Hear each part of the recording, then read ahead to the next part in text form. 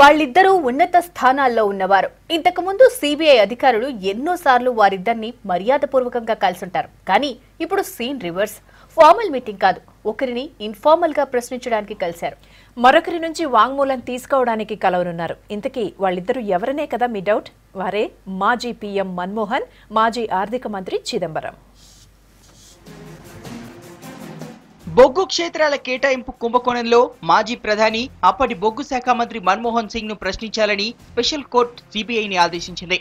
2005లో ఒడిశాలోని తలబిరా 2 క్షేత్రాన్ని హిందాల్కోకు కేటాయించినప్పుడు బొగ్గు శాఖ బాధ్యతలను కూడా మన్మోహన్ చూస్తున్నారు.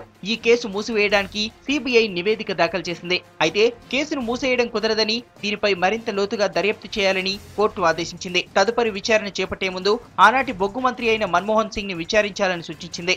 మన్మోహన్ వ్యక్తిగత కార్యదర్శిగా ఉన్న బీవీఆర్ సుబ్రహ్మణ్యన్ ను విచారించలేదని, ముఖ్య కార్యదర్శి టీకేఎన్ నాయర్ ను అరకొరగా విచారించి సరిపెట్టారని కోర్టు వ్యాఖ్యానించింది. వీరిద్దరిని తిరిగి విచారించాలని ఆదేశిస్తూ తదుపరి విచారణను జనవరి 27కు వాయిదా వేసింది.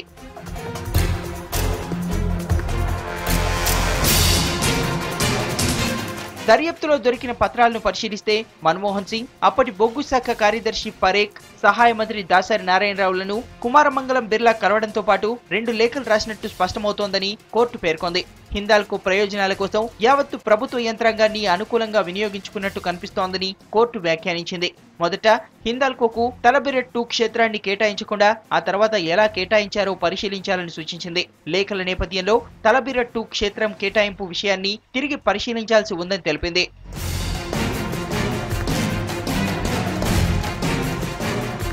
మన్మోహన్ ను ప్రశ్నించాల్సిందేనని special court ఆదేశించడాన్ని BJP స్వాగతించింది.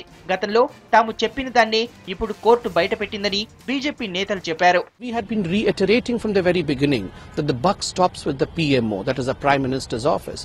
It was Prime Minister Manmohan Singh who had in fact ordered such kind of allocations during his reign as the coal minister. Court తీర్పును స్టడీ చేసిన తర్వాతే స్పందిస్తామని కాంగ్రెస్ తెలిపింది. To the best of my knowledge, the Supreme Court has not passed strictures against anybody. So therefore, the current arbiter or direction or the voluntary disclosure by the CBI needs to be evaluated in the context of the Supreme Court order as to what really is the text of the order, because it is inappropriate to be reacting to judicial orders without really perusing their content and context. మరోవైపు Aircel మ్యాక్సిస్ deal కేసులో మాజీ ఆర్థిక మంత్రి Chidambaram వాంగ్మూలాన్ని CBI నమోదు చేసింది. ఈ 2 సంస్థల మధ్య 2006లో కుదిరిన 3500 కోట్ల ఒప్పందానికి విదేశీ పెట్టుబడుల ప్రోత్సాహక మండలి FIPB అనుమతులు ఇవ్వడంపై చిదంబరం వాంగ్మూలం రికార్డు చేసింది. ఆర్థిక మంత్రిగా 600 కోట్ల ఒప్పందం వరకే అనుమతులు ఇవ్వడానికి ఆయనకు అధికారం ఉంటుంది. అంతకు మించితే ప్రధాని అధ్యక్షత వహించే ఎకనామిక్ అఫైర్స్ కేబినెట్ కమిటీకి సిఫార్సు చేయాలి. అయితే ఆర్థిక వ్యవహారాల కార్యదర్శి, అదనపు కార్యదర్శి ద్వారా ఈ పత్రం వచ్చినట్టు వాంగ్మూలంలో చిదంబరం తెలిపారు. అనుమతి ఇవ్వాల్సిందిగా ఆ ఇద్దరు సిఫార్సు చేశాకే ఆర్థిక మంత్రిగా తాను అనుమతులిచ్చారని చెప్పినట్టు తెలుస్తోంది.